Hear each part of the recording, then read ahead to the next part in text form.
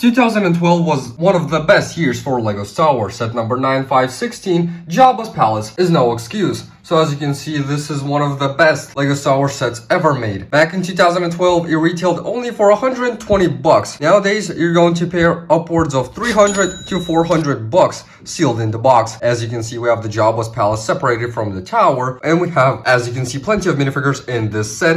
And as you can see, the box art for the 2012 looks actually really amazing. They basically made the line, so as you can see, new minifigures, so you can basically know what's new going to be in your collection. And as you can see, the box art for Darth Maul was the main theme in 2012. Flipping the box around, you can see a lot of really play features and basically functions which you can do in this set. And the coolest thing is how you can display basically the Jabba's Palace. As you can see, we have some really nice locations and basically features in this set, which we'll get just into it. I just wanted to show you guys the main play features of this set. But back in 2013, they also made the Rancor Pit, which showed some of the play features of this set. Starting now, we have Bosch the Bounty Hunter, aka Princess Leia in the Bounty Hunter disguise. As you can see, she also comes with those two accessories, a thermal detonator and basically a stick. So as you can see, the printing on her torso looks absolutely amazing. It goes exactly with the legs. LEGO basically nailed the look of this minifigure. As you can see, it doesn't need any arm printing, and at the back, we can basically see a little backpack carrying with it. Even though she is carrying a backpack, LEGO has still decided to make a really awesome back printing for this minifigure. And as you can see, the helmet looks absolutely very detailed,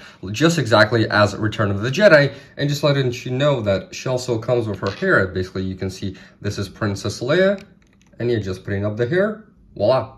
Not a Bosch, a bounty hunter, but just a normal Princess Leia. Now, this is probably the best bib for tuna LEGO has ever made. As you can see, it comes with this cloth bag black cape, which is actually really cool, but I wish it had like a blue cape, so basically can match the torso and legs. As you can see, there's no leg printing. It's just a very nice print on the torso. As you can see, it comes with this little headpiece, which looks really cool. The face looks actually really also cool. This basically piece of his head goes all the way through the back, and as you can see, there's like a little stun that basically carries on with the big head. As you can see, removing the cape, there's no back printing. That is basically good because LEGO won't basically waste their prints. So yeah, we have just normal torso for Bib Fortuna. Next on the list, we have Ola, basically the slave of Jabba the Hutt. As you can see, she comes with this really nice torso printing, which I obviously very like, because if the torso goes with the legs, it basically looks absolutely phenomenal. As you can see, basically LEGO has put in those back things so it can basically match the torso and basically how she is looking. As you can see, she comes with this really nice headpiece, which actually has like a little print, as you can see, which looks absolutely amazing. Her face and basically the headpiece, which looks absolutely phenomenal. As you can see, she also has back printing, which is also very cool for that many details which LEGO can put basically on a minifigure. So as you can see, she has double-sided face. She has like one happy face and more like a scared face, basically when she's getting thrown to the Rancor Pit. Next on the list, we have Gamorrean Guard. As you can see, he comes with this really nice hammer accessory piece, but nonetheless, the Gamorrean Guard looks absolutely phenomenal. Basically, as you can see, the leg printing looks really good. The LEGO has basically put a lot of details into this minifigure, and as you can see, the headpiece, which is similar to Chewbacca. So as you can see, this is like the headpiece, and the torso goes exactly with it. So as you can see, taking off the full body piece, it's just basically a normal torso with no prints. But as you can see, this is like a full piece, which looks absolutely amazing. As you can see, we have a Gamorrean Guard basically face, which is really good because LEGO doesn't have to waste the prints and basically looks more realistic doing like this. And then we have Han Solo. As you can see, basically this is one of the most similar designs you can basically see, but the one thing I think is off basically is the hairpiece. The newest hairpiece looks absolutely amazing and basically a lot better than this hairpiece. As you can see, this is his face expression when he's already in carbonite, and he has like a similar face so as you can see, he has like this really nice t-shirt he's wearing. He has some normal black pants, no back printing because he doesn't need it, and basically he has another expression which is just a normal Han Solo face. We have Chewbacca. Basically, this is the only minifigure that is like from 1999. As you can see, he has the most basic prints on the torso. course, so not even some eyes, just like a little printing for a nose and for the armor of Chewbacca. Basically, this is the most classic minifigure LEGO's ever made. Has like some back printing still for this piece, but nonetheless, this is the only minifigure which seems off for this set, as basically with Han Solo. Basically, I think that the newest Chewbacca and the newest Han Solo look a lot better. Also wanted to mention that Celestian Bag Cube is also featured in this set. So basically, this is like a one Lego plastic piece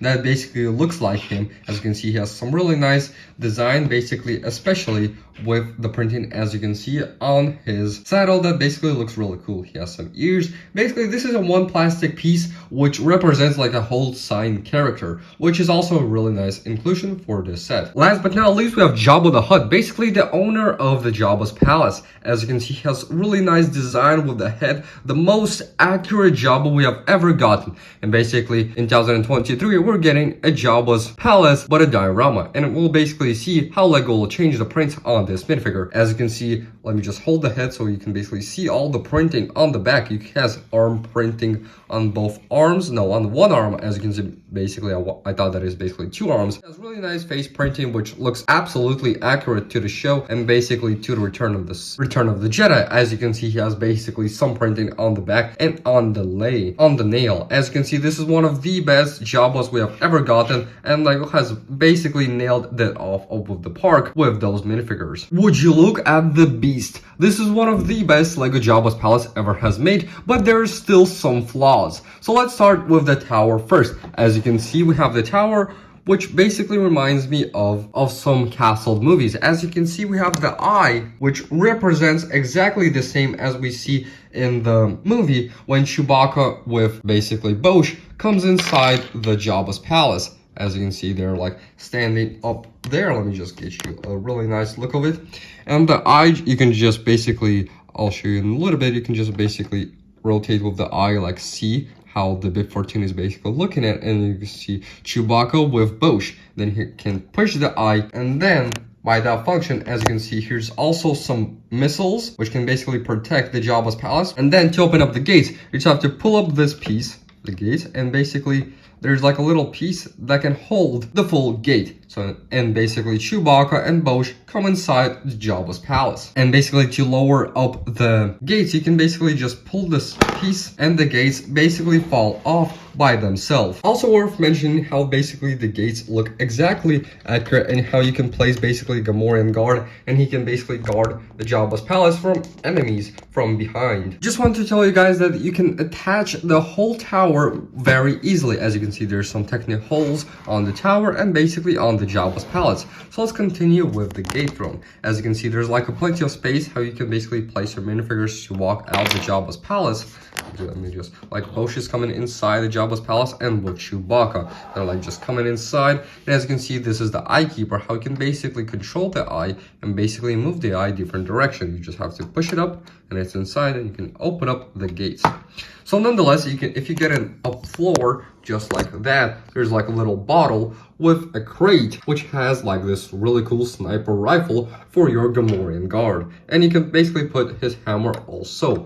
But moving the section up, as you can see, we have some binoculars and a normal blaster, and just like you can see, there's a lot of space. You can place not like one Gamorrean guard, you can basically place two, but nonetheless, there's our Gamorrean guard standing in the tower protecting the Jabba's palace. Now, combining with those full section, we have a full Jabba's palace. As you can see, there's plenty of things which you can do with the minifigures. As you can see, we have Jabba the Hutt with Bib Fortuna behind him just chatting, and as you can see, we have Bosch with Chewbacca coming inside to the Jabba's palace to think of a trade for Han Solo, which is in carbonate. And as you can see, we have basically the throne room of Jabba, which looks absolutely amazing. Also wanted to mention that this piece is included, which nothing changed basically for the last 20 years, only like 10 years, basically because in 2002, they have made exactly the same piece, just inside the piece is a little bit different. So getting inside, as you can see, there's a lot of things which you can do with this set. Basically, my hand can basically fit, but one of the most coolest play features, as you can see, you can attach the full roof so you can play with the minifigures really cool. As you can see, we have a little details. Basically, we have some tables with some drinks. We have another crate, and we have basically the thing that Jabba basically drinks. As you can see behind on the box art. As you can see, Jabba the Hutt is basically chilling when Chewbacca and Bosch came inside to chat for Han Solo. Now, if Jabba is angry, he'll basically throw you inside the pit. So as you can see, you have to put Ola in the middle of the throne and basically move this thing. As you can see, there's like a dark red piece which you can basically pull, and Ola needs to basically fall inside the Rancor Pit. And then Jabba the Hutt basically moves the throne inside and nothing basically changed. As you can see, this is one of the best play features LEGO has put in this set by combining it with the Rancor Pit. Accessing the interior of the Jabba's palace, you can basically also, by removing this piece, it just basically takes some time to remove it. Yet it's connected by this basically Technic piece, which is combined with this piece. And as you can see, you can basically move it up, and there's a little kitchen for your Jabba the Hutt. As you can see, there's like this little section that you can basically pull, and inside to push Jabba the Hutt. The detail on this is very amazing. The kitchen is a little bit off, but nonetheless, there's like something behind them. And as you can see, this is how we have Bib Fortuna and Jabba the Hutt from behind. And one of the most coolest play features I also wanted to mention for this set is the missile. As you can see on the roof, the Technic piece on the box, which you can basically push the red Technic piece. So as you can see, this is basically the missile that it basically pushes. As you can see, there's like a Technic piece. This is a Technic piece. They basically fires up the missile. Let me just demonstrate for you. You just have to push it up and the missile flies away. That is basically one of the best play features for this set. But I really don't like how LEGO just decided to put it red, because it looks really awful. Just how if you're going to display the Jabba's palace like this, it'll look absolutely ridiculous. Now, as you can see, there's like a little place for Han Solo's carbonite piece, and there's like a little place which you can basically put the Han Solo inside. I'm not going to demonstrate it. You just have to push it up in the arms, very basically. But nonetheless, they actually decided to put this button when basically pushing up, Han Solo basically goes up from the carbonite as we see in the movies. Just wanted to mention that there's two ways of displaying the model. As you can see, you can put it with this so you can basically see the minifigures, but the best way to display it, because of this Technic piece, looks really ridiculous, and you can basically put your Jabba's palace like this. It'll look absolutely amazing on your shelf. This is one of the best LEGO sets